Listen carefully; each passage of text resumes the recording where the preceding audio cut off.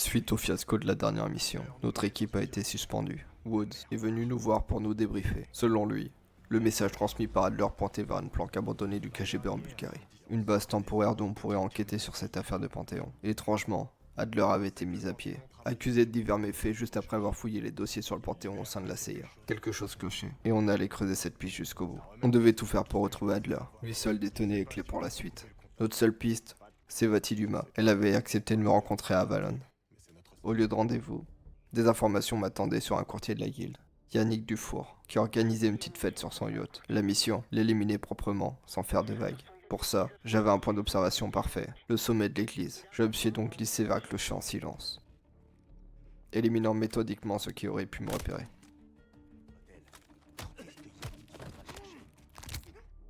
Au point d'observation, j'ai récupéré un LR-762, calibre parfait pour cet objectif.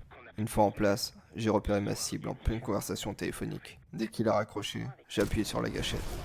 La cible était éliminée. Il ne restait plus qu'à évacuer. Sève m'attendait à la cabine téléphonique. J'ai décidé de prendre les toits pour éviter les patrouilles et gagner du temps. Après un passage par l'eau, j'ai atteint le point de rendez-vous, où Sève était bien au poste. Elle m'a informé que suite à notre opération, des membres d'un réseau criminel en lien avec le Panthéon organisaient une réunion au château de la Haute Lune. La prochaine phase pouvait enfin commencer.